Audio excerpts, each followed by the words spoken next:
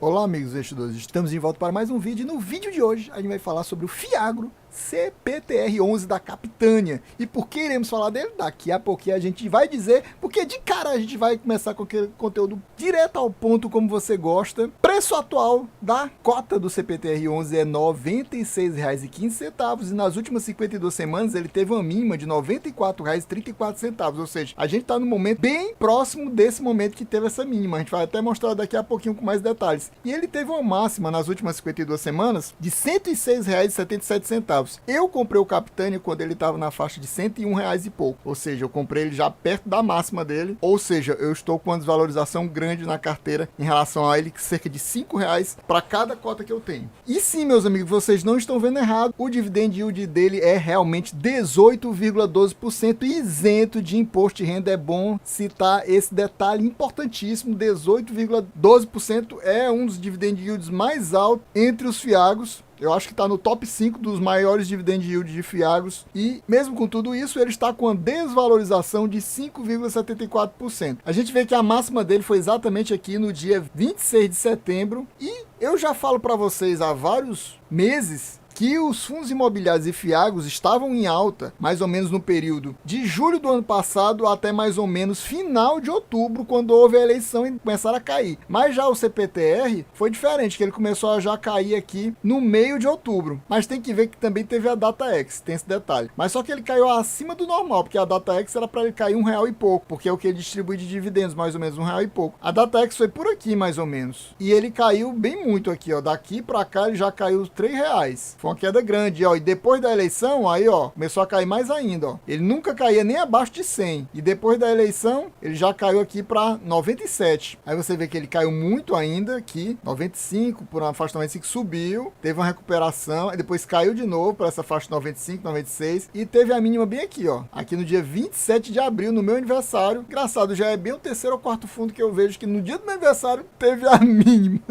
do ano, tá achando até engraçado isso.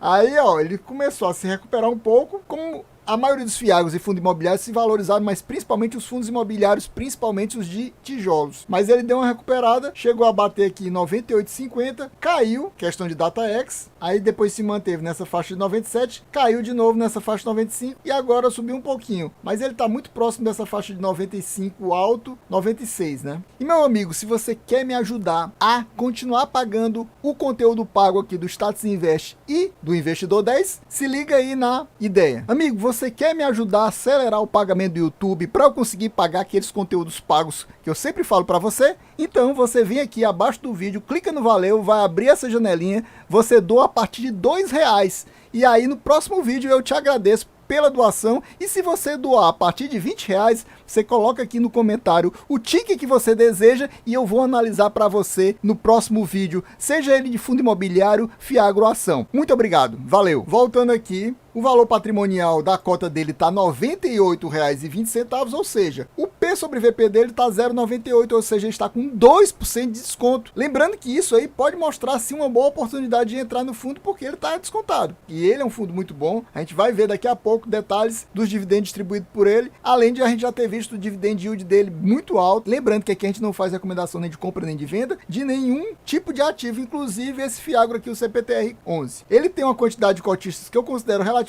baixa, mas lembrando outro detalhe, para quem não sabe, esse fundo foi lançado em março do ano passado, então ele é um fundo relativamente recente, ele está completando mais ou menos 1 ano e meio na bolsa, então ele ainda é novo, mas eu considero essa quantidade de cotistas relativamente baixa, quase 18 mil ainda é pouco, apesar dele ter pouco tempo na bolsa, mas tem que ver também que o detalhe que ele é um fundo de base 100, então o fundo de base 100 normalmente tem menos cotistas realmente. A liquidez diária dele é bem interessante, quase 1.900.000, ou seja, é fácil comprar e vender cotas do fundo. O dividendo mensal médio dele nos últimos 18 meses, porque ele não tem 2 anos aqui, como estava falando, é praticamente R$1,46, que é um rendimento mensal médio muito bom, mas atualmente ele não está com esse rendimento mensal nessa faixa. A gente vai ver daqui a pouquinho por que ele não está nesse dividendo mensal. O último dividendo distribuído por ele nesse mês foi de R$1,30, que corresponde a um yield de 1,33. Mesmo assim é um dividend yield muito bom, 1,33 é um dividend yield muito top. E aqui a gente mostrar para vocês por que escolhemos o CPTR para fazer fazer o vídeo. Lembrando que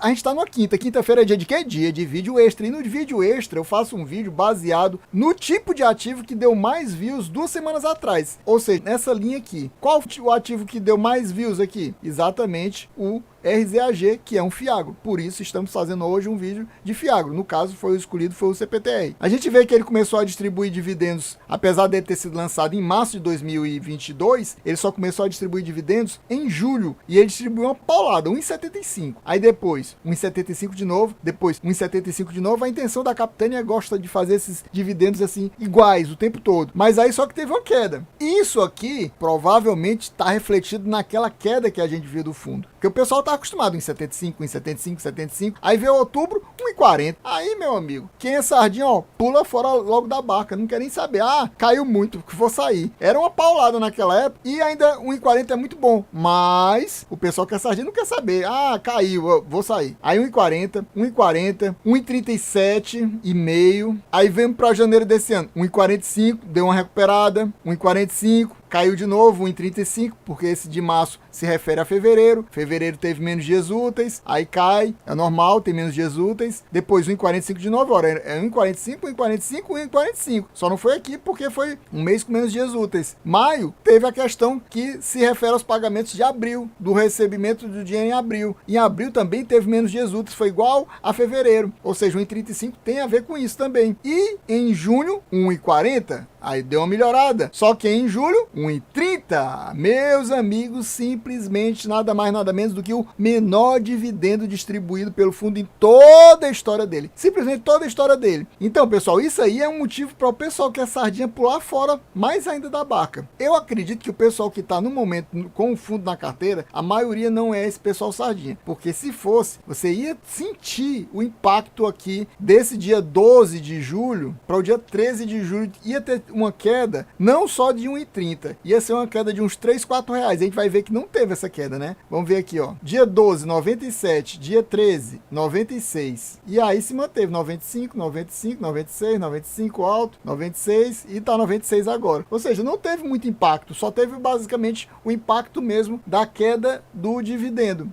distribuído, porque era um DataX. Ainda bem para o fundo, né? Pessoal, o relatório do mês de junho simplesmente se refere aos pagamentos feitos no mês de julho, ou seja, é o mais recente possível. Não tem relatório mais recente do que esse aqui. Aqui a gente vê que realmente, ó, início do fundo foi 16 de março de 2022. Administrador, para quem não sabe, BTG Pactual, e gestor, como a gente já falou, Capitânia. Um dado que eu gosto de trazer para vocês, e é importante, é essa questão da taxa de administração, que é 1%, que ele não diz sobre o que é, mas deve ser do patrimônio líquido, provavelmente. E a questão da taxa de performance, é importante falar isso aqui. A taxa de performance dele é 20% do que exceder o CDI mais 1%. Atualmente, seria o que exceder 14,65%, 20% é taxa de performance. E a gente vai ver por que isso é importante daqui a pouquinho. E a gente, para provar que a gente está vendo o relatório que se refere aos pagamentos feitos agora em julho, está mostrando aí que o último rendimento é de R$ 1,30, como eu falei, o menor de toda a história do fundo. Um detalhe importante citado aqui, ó, CDI mais 4,7% se refere a 62% da carteira. IPCA mais 8% a 29% da carteira.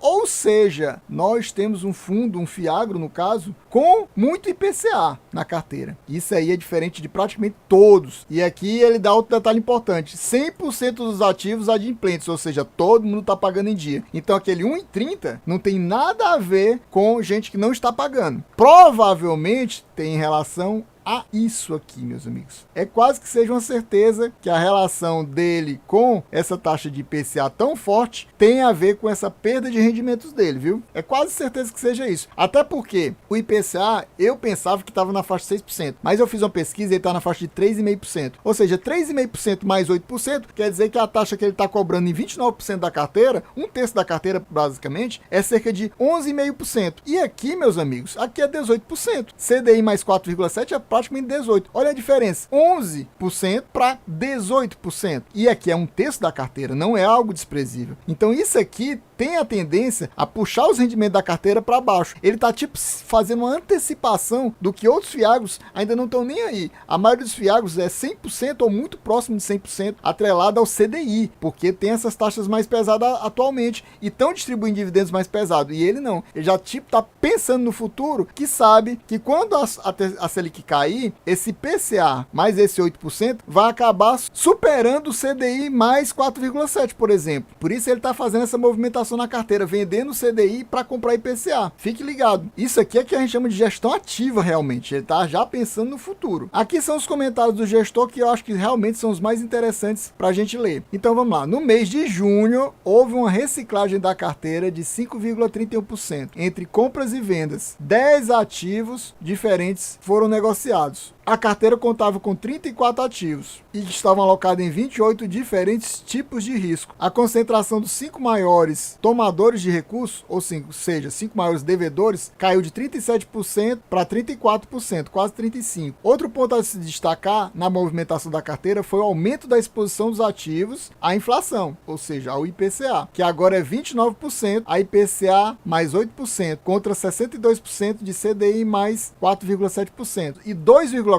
de fiagros. Detalhe, ele tem fiagro na carteira. Ele tem CRAs atrelada a IPCA e a CDI e fiagros na própria carteira. Detalhe, o resultado do fundo, ou seja, o lucro do fundo foi R$ 1,21. Só que você viu que ele distribuiu o quê? R$ 1,30. Isso é importante você citar. Ou seja, ele tirou dinheiro que tinha de reserva para complementar esse pagamento aqui, para não ficar tão baixo, provavelmente, porque ele não queria dar só em 21, aí o pessoal ia se assustar mesmo, né? Caía de 1,40 para 1,21 e mesmo assim o CPTR possui ainda 0,31 por cota em resultado acumulado, ou seja, que ele ainda pode usar para complementar a distribuição de dividendos. Aqui a gente vê quem ele comprou. Ele comprou participação na Coagril e Aliança Agrícola, ou seja, mais 2 devedores do fundo. Outra coisa importante é dizer que o fundo diminuiu a exposição ao setor açúcar e etanol. Quem acha muito importante e relevante esse tipo de setor pode não gostar dessa notícia, que passou de 30% para 24%. Aqui ele vai falar sobre a AgroGalaxy, que está tendo problemas, mas eu vou deixar aqui para vocês lerem, quem quiser ler, mas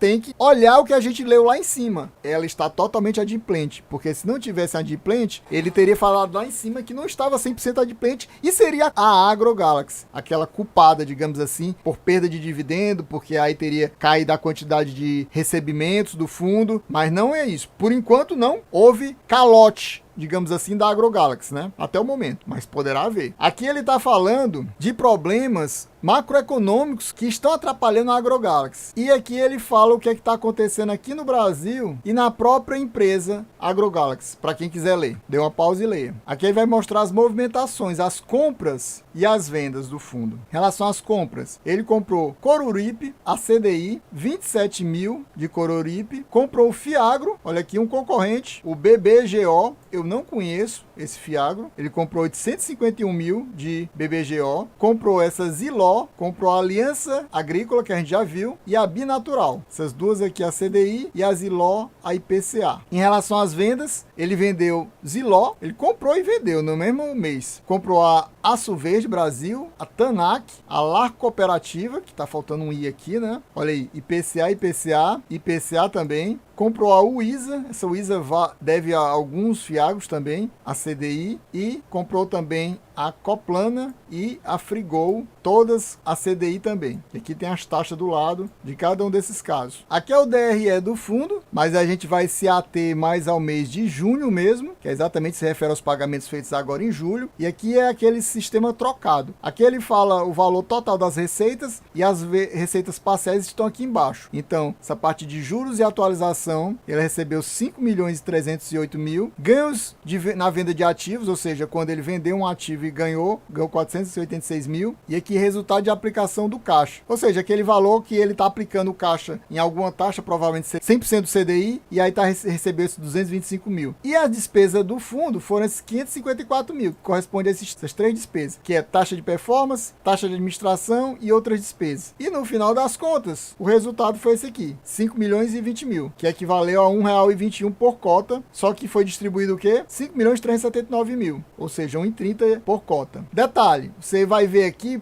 prestar atenção, você tem uma taxa de performance altíssima aqui de 1.067.000. Por que teve essa taxa? Por causa disso aqui, ó. Despesa de taxa de performance cobrada retroativa aos meses de dezembro de 22 até abril de 23. Eu não sei por que eles não estavam cobrando mensalmente, mas é isso. Eles cobraram 5 meses de taxa de performance de uma vez só aqui. Não tinham cobrado os meses anteriores, não sei se era para não afetar o fundo, e aí resolveram colocar tudo aqui em março. Por isso, no mês de março, o valor do resultado do fundo ficou apenas 84 centavos, mas foi pago em 35. Ou seja, eles tiraram de novo o dinheiro do caixa para completar e o valor não ficou uma queda muito grande. Além do mais, se você olhar, ele tinha dado menos valor de juros e correção monetária, porque mês de abril, como eu falei, foi igual a fevereiro. Teve menos dias úteis e isso acaba afetando o fundo que recebe menos dinheiro. E no final das contas, com esse pagamento dessa taxa de performance exagerada de vários meses acumulada, atrapalhou muito, mas ele acabou colocando o dinheiro do caixa e conseguindo pagar 1,35. Agora a gente vem para cá para mostrar como é que tá a alocação do CPTR. E lembrando, pessoal, quem não for inscrito, se inscreva agora, deixa aquele likezão, ative o sininho e me diga aqui embaixo, você possui CPTR na sua carteira? Ou se não, qual outro fiagro que você possui? Deixa aqui nos comentários para mim. Então, o percentual de alocação do CPTR por tipo de ativo, a gente vê que ele é 90% CRA, ou seja, quase tudo é CRA, né? O certificado de recebíveis do agronegócio. Mas ele tem 1% de CRI, ele não tem FDIC, eu não sei nem para que ele citou FDIC aqui, se ele não tem. Tem 2% de fiagro e 7% ainda na carteira dele. A exposição por indexador dele é 29% de CDI, que a gente já tinha visto, 62% de CDI e tem 7% em caixa e 2% em renda variável, que é o fiagro aqui. A gente vê que ele tem exposição geográfica interessante em 12 estados brasileiros, uma boa diversificação geográfica. A diversificação dele por setor também é interessante, 24% em açúcar e etanol, 19% em distribuição, 13% em cooperativa, 8% em energia térmica e tem vários outros, eu não vou citar todos porque são vários setores, ele é bem diversificado por setor também e tem essa diversificação grande aqui também por devedor. A gente vai ver agora com mais detalhes o quadro dos CRAs e outros ativos do fundo. Então aqui do lado tem o devedor, que ele bota o ativo. Aqui é o nome do devedor, ó, a AgroGalaxy aqui, ó. Aí tem alguns que a gente vê que já são conhecidos, a Wisa, Solúbio